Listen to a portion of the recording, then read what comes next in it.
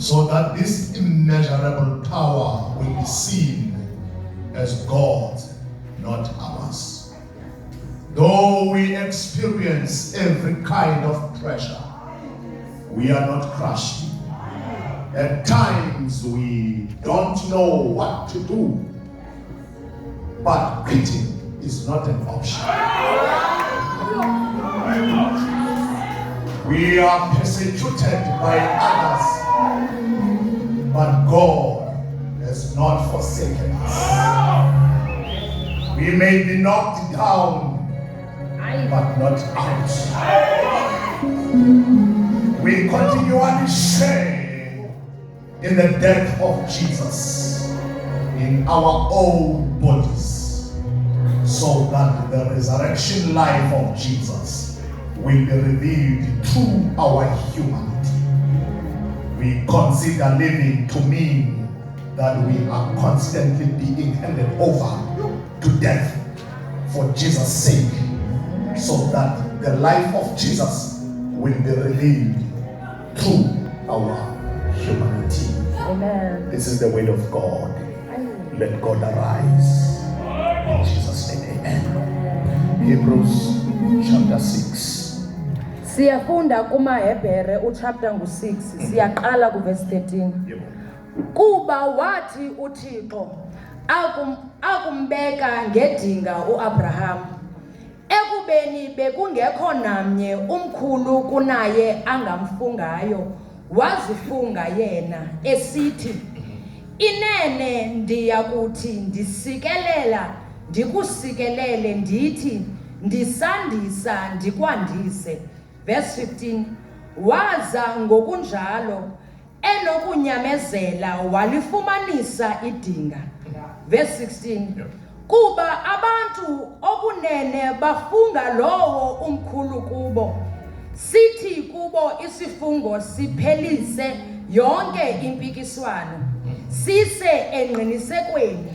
Verse 17, uthe ngoko uThixo angathi ngokukhona kugqithiseleyo akubonakalalise kwindlalifa zedinga ukungaguquleki kwecebo lakhe, wasuka walamla ngesifungo, ukuze kuthi ngezinto ezimbini ezingenakuguquleka, yes, angenako ukuxoka ngazo Thixo. Sithi thina basindileyo sabamba ithemba elibekwe phambi kwethu, sibe novuselelo olunamandla. Ithemba ke esinalo ngokweankile yomphefumlo linqabile, likwaqinile, lingena liye ngaphaya kwesikhuselo, apho umandulela uYesu wangena khona ngenxa yethu. Niyabonga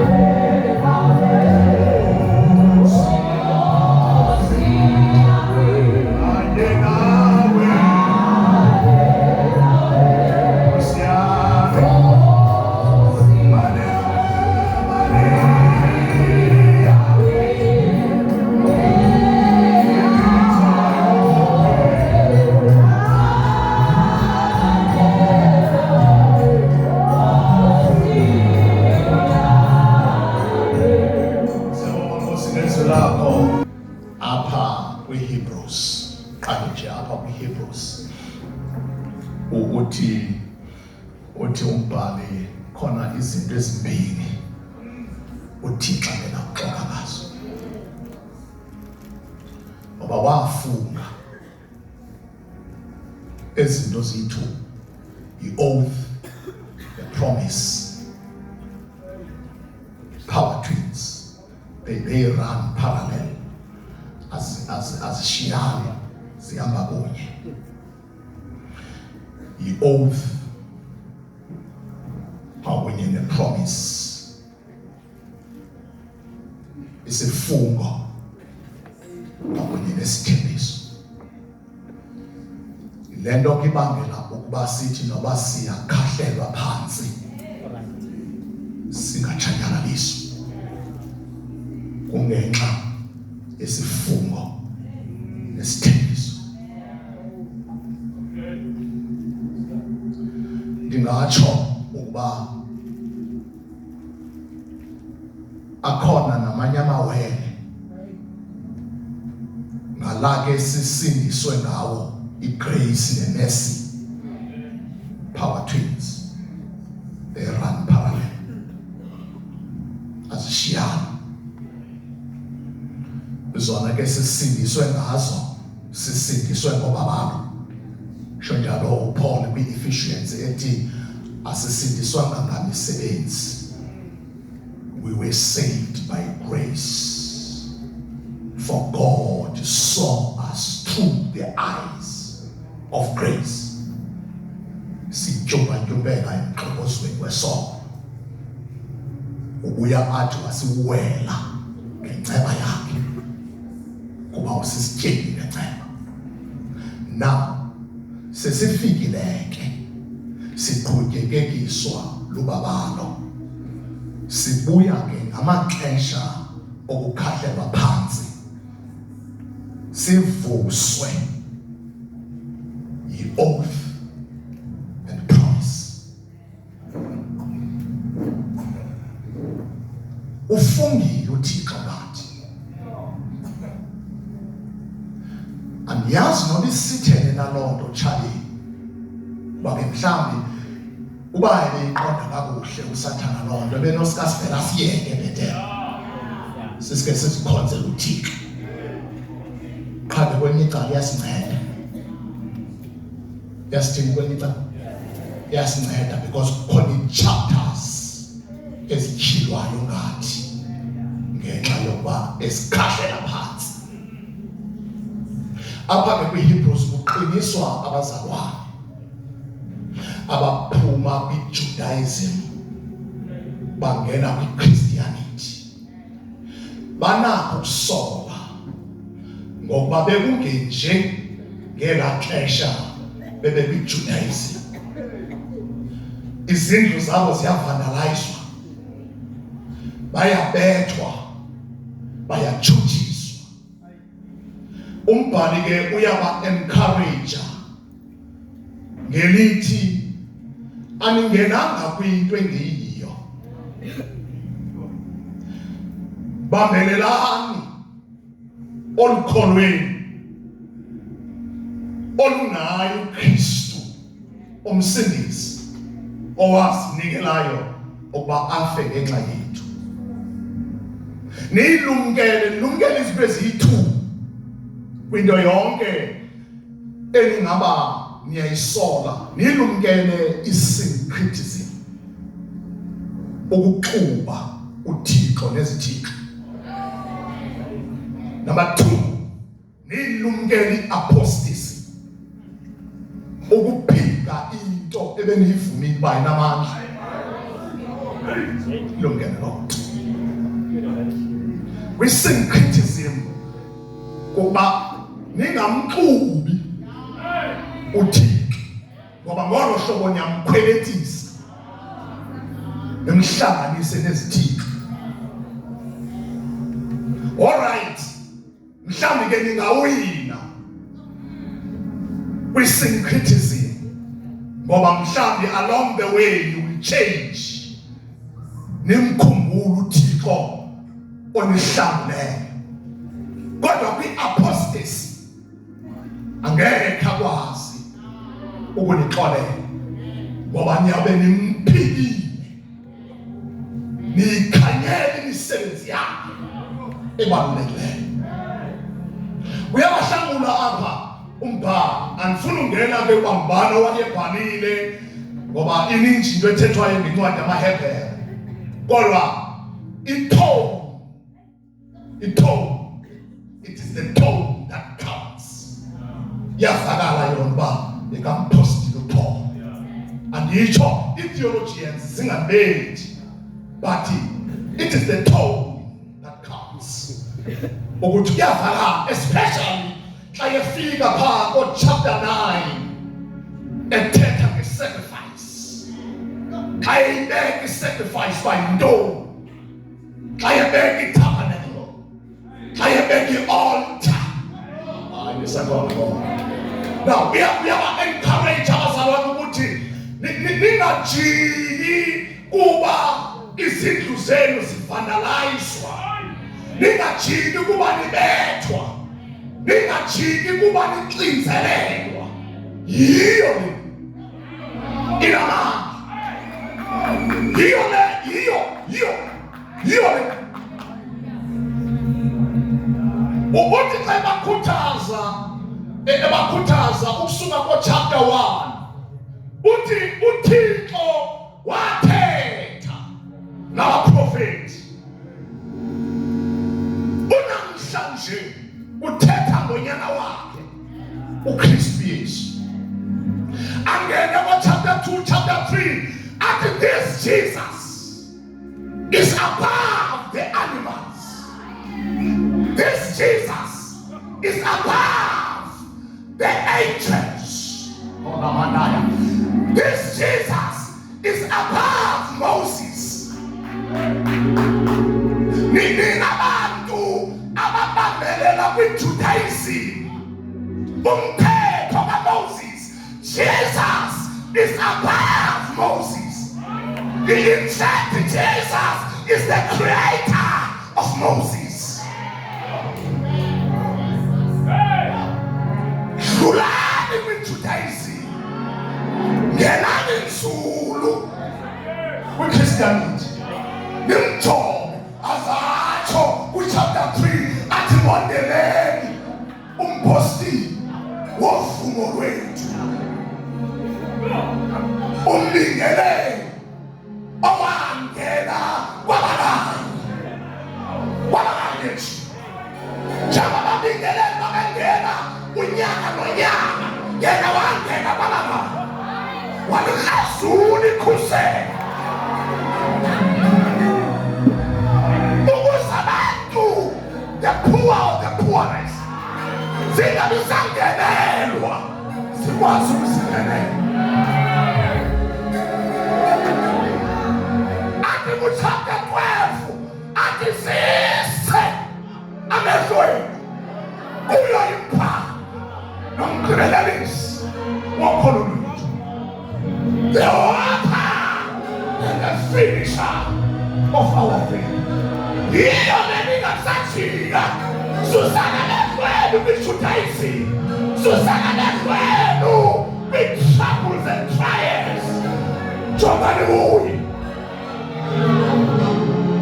Yabo, siyavuma, siyabethwa, siyabandezela, sikhahlelwe phansi futhi siwe, kodwa ningawasusa bena. Uyolipha umgqibelelisi wokholo lwethu.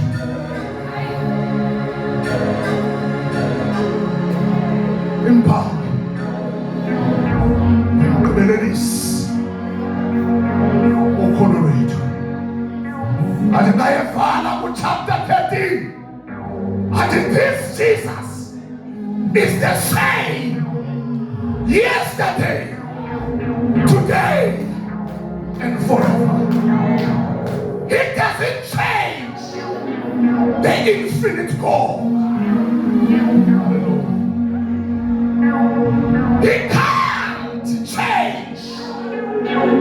Akajika akatshintshi, akatshintshwa sisi, akatshintshwa simo.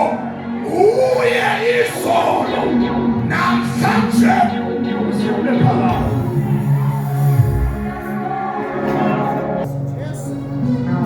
khona izinto ezimbili angena ukuxoka ngazo, the oath and the promise. Uthi xa ecacisa umbhali uthi umntu xa efunga ufunga igunya elingaphezu kwakho, kodwa ngenxa yokuba uThixo kungekho gunya elingaphezu kwakho wazifunga yena. Alikho igunya elingaphezu kwakho, ngenxa yaloo nto kube ngena esifungweni wazifunga yena. Efunga ngenxa yomntu obizithembiso zakhe ziyokuma bona phakathi. Hallelujah. Singuyebo, singu amen. Xa umntu engena ecourt, khe ndangena nawe uBishop Papa uMkhumbuzile, ndihlala nosista wam apha eMandela Park, ndiphelelwe indawo kobe ndihlala khona. Ukuba ukaphelelwa indawo eKapa, awu ukuba ukaphelelwa indawo eKapa, yenye into umsebenzi, kodwa yenye into uphelelwa indawo. Ngoba emva koba ubuye emsebenzini funeka ubuyele endaweni, yaphela indawo. Kukho izindlu apha emakhaya, abanye bawukhumbula apha eMandela Park zazihlala abantu, kwathi kuba bengenamandla kuzibhatala zathathwa ibhanki. Then usister wam ungena kule ndlu ngokuyirenta, kwavakala uba aba bantu bebekhutshiwe ibhanki baphinde babuya batshova amacango bahlala ngenkani. Kufika amapolisa, ndakasibhala ndivela mvuselelweni eHarare, ndigqiba ukushumayela ngentolongo. Wehla umoyingcwele, wehla uThixo, abazalwane bakhasa ngamadolo. Ngishumayela ngoJeremiah 33. Ndim umenzi wo, ndim umyili wo. Ayishumayela ngalo vesi, ndisithi khona izinto ezingaveli kuSathane zivela kuThixo.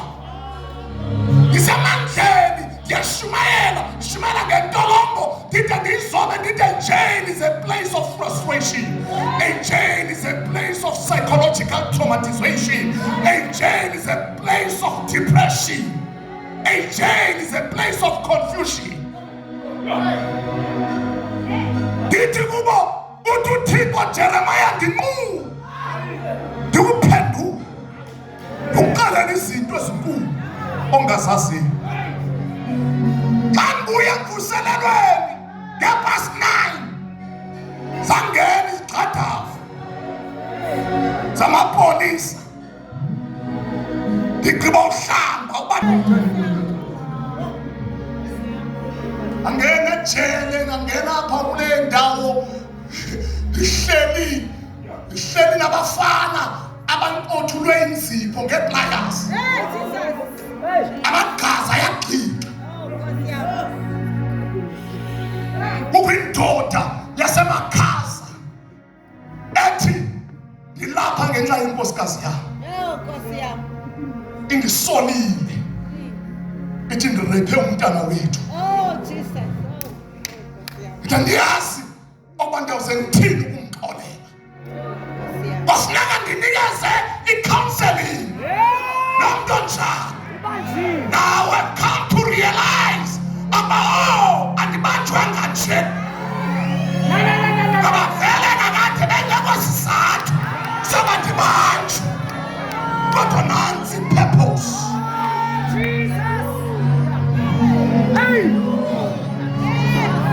Njenga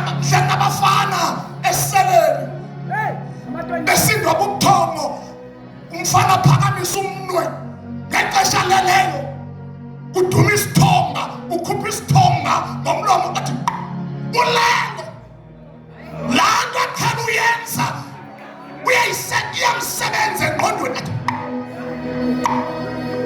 athi Thixo yintoni undibonisa yona mbonisa ntoni Thixo umshumayele beshumayela ngo-7 ngo-10 usajele sasa kwazi umgqomo wokulayisha amabanjwa ndiyayizonda nangokule khothi lakho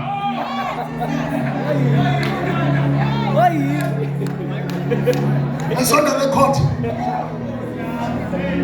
bakanti njengisakhiwa njengandiyakhelwa nam weza umgqomo weza ngomva ndabhaqwa ngumana bekhona emvuselelweni izolo xa ndingena wathi ubhuti babendibiza bhuti ngoba ndandingatsha nosipala babesithi bhuti babendibiza nangoku sathi bhuti usibhala kathi impossible uthini bhuti wathi ubhuti ndabe ndingena emgqomeni uphangela phaa iside B unqunqa isonka pha wafowunela umfundisi wam umfundisi uNtethe ethi mfundisi hayi bona ubhuti ebeshumayela izolo kodwa ngoku nanto ephuma eseleni ungeniswe emgqomeni uyekhayelitshe court siyantlithwa siyabandezela kodwa siqinjwe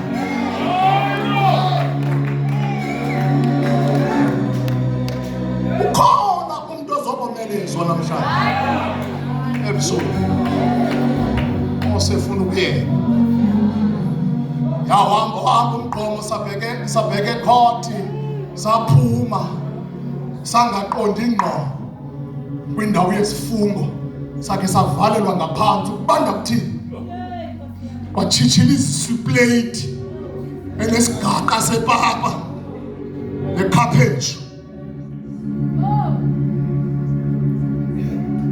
bafika ixesha loba siphume siyokwenza izifungo ngoba owenza isifungo usenza ngenxa yegunya elingaphezu kwabo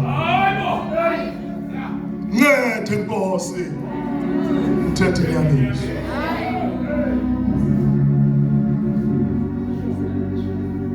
to cut matters short ngelo xesha ndibhizi ndiyashumayela eHarare ndilindwe imvuselelo seWorcester katata uTsatsa umfundisi uTsatsa ndisebhizi yinto yasecourt andenzanga nto kodwa umthetho unaxesha ngaloo nto ngene njani kule ndlu esithema baphume kuyo abantu siyabethwa sikhahlelwe phansi kodwa sigqitshwa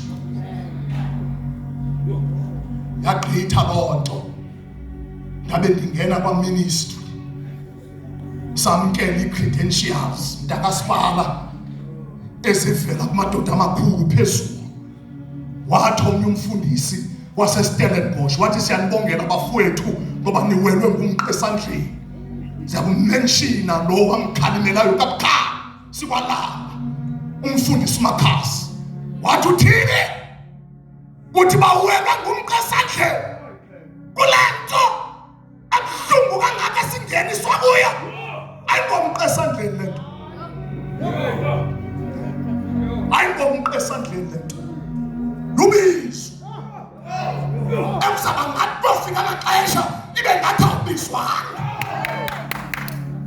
uzithandabuze nawe ngenxa yokukhahlelwa phansi uzithandabuze banyani ndibiziwe xa kunje ube ubiziwe ndiyithetha kamnandi le ndizawuyithetha uThixo sewandinceda ndake ndathukwa apha emva kwethu ndathukwa ngumfana wankula basibala aba babephambene befuna ungenelela ndabanqanda ndathi yeke lempi ayo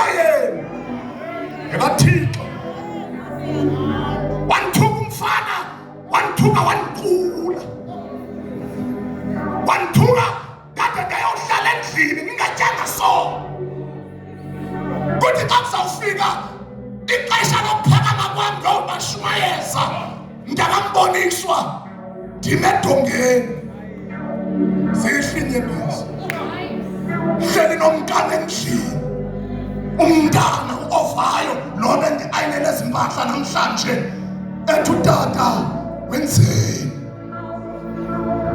andikwazi uyiphendula uhlala unyaka wonke ugcinwe endlini uthukwa ngumfana ngaphathi ivesi kwincwadi kaSamuel ethi uDavide wathukwa ngumfana wedla ngentlamba ndathi bendimbani oba uDavide ukumngaka athukwe kangaka ngumfana wathula kaphendula kanti uThixo unikeza ukuthula ndingathethi siyakhahlelwa siyabandezelwa siyabethwa kodwa sigqitshwa nanto yandenza ngabayibhetha Christian ngabayibhetha preacher ngoba yikho impandezelo ebulala umuntu kaThixo. Bishop kwakunzima kulo nyaka ndandithi kandivuke ekuseni ndingakwazi ukuzihambela nje funeke ndibambele nodongeni phethwe sisiyezi sombuzo othi kanti wenzeni wathi umkamkwanyinseni ethandaza ethi Thixo akuba sitha bonileyo sicela usikholele ngoba xa kukubi noma uyazaza wenza ngani ubuyela kuwe wenza self-introspection self-examination. Hallelujah.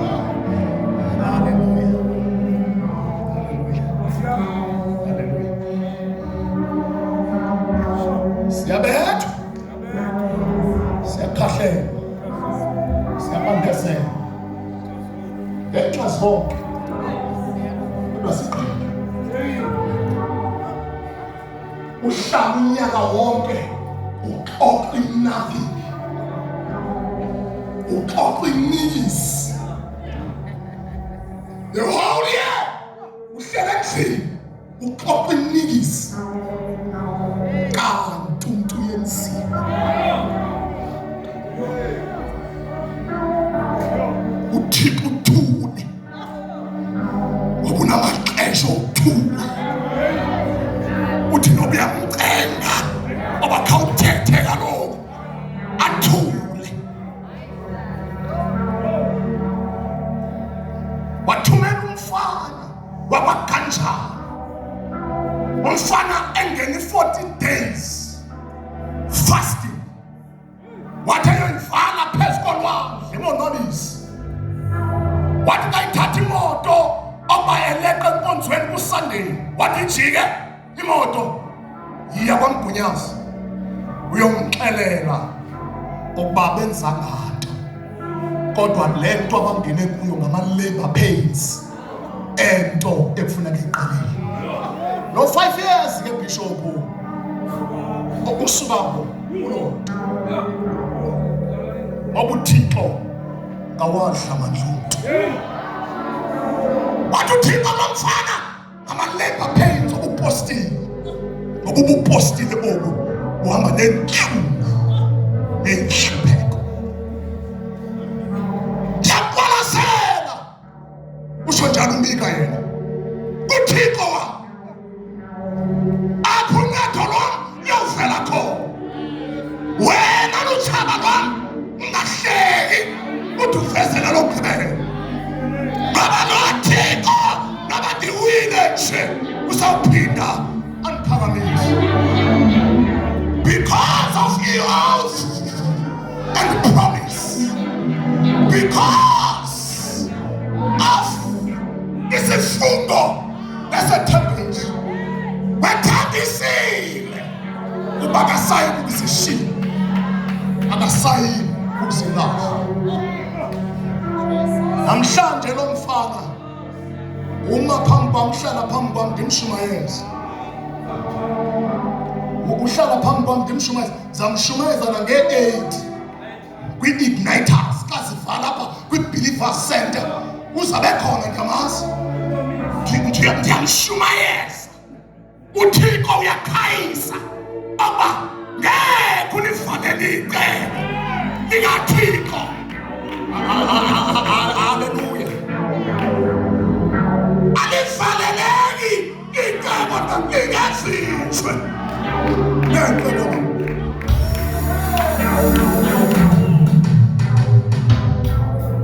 That ndingayazi uba yi-plan, will and purpose of God le ngobo nangobo ndamxolela.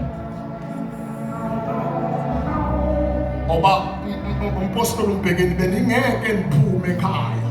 I loved my church. Yabona uThixo xa ikhupha endaweni ukhupha nangenhlungu. Wankhupha. Kanti lozalwa ilatha glory. Christian said.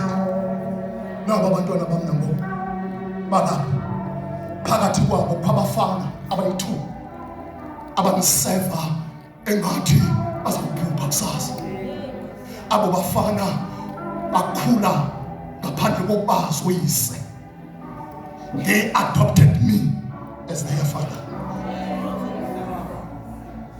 Omnye uyise siyakhahlela kanti sibethelwa abantu.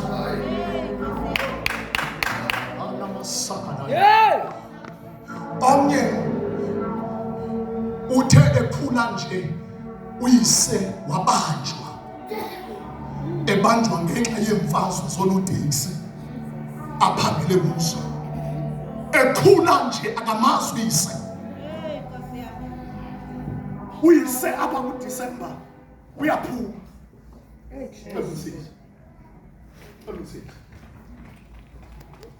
23 years nguloyo beniphakamisa eza neBhayibhile yamama.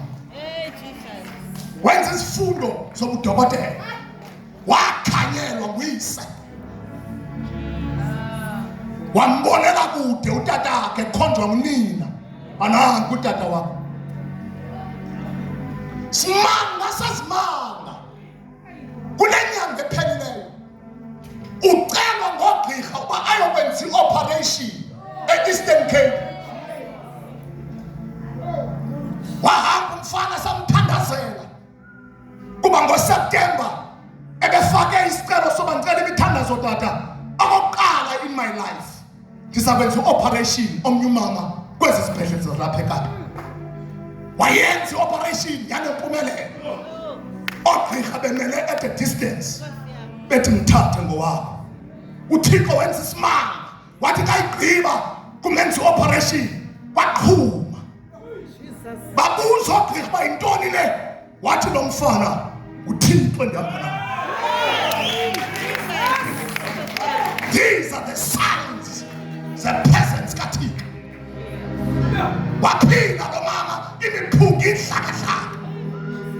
Eyesibini i-operation yakhe Bishop Ness uthunyelwa Eastern Cape. Xa efika esibhedlele enze zonke izinto zobugqirha ezenziwa ngugqirha xa ezakwenza i-operation, only to find out utata wakhe wamphilayo. Uthi kandiyifumanisa le nto apha mtata wami xa ndijika ndithi soze ndikwazi ukuyenza i-operation kumntu owandiphikayo. Kuthiwa xa ivula icango lathi ilizwi kuyeko wasemhlabeni kudlule unyana wam namhlanje ndikubizile.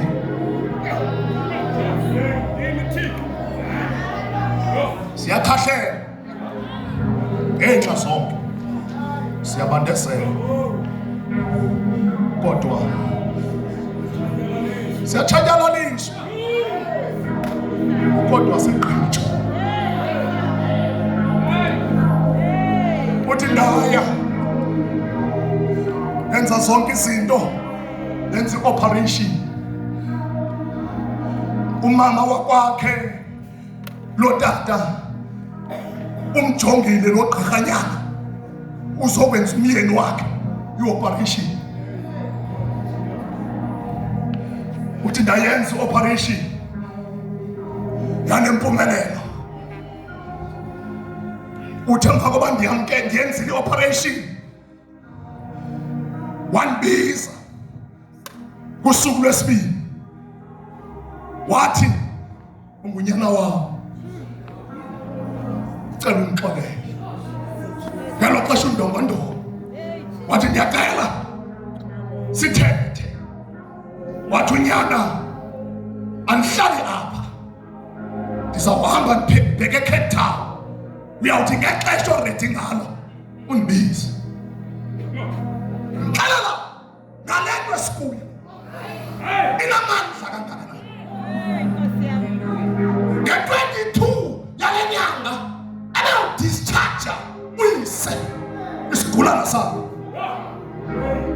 Wabuye waqhinwa, wayalela ugqirha aba isibhedlele simgcine kangangeveki ezithile. Last week ebewukhulula isigulana sakhe uyise. Uthi wafika unkosikazi katate pha, uthi wathi umama ndikubone ngebunzi, ndikubone ngesilevu, wandixela ngentetho. Ngaqonda ngizothetha kuba le khandiyixelele, ndilinde ixesha layo uba ndiyixelele.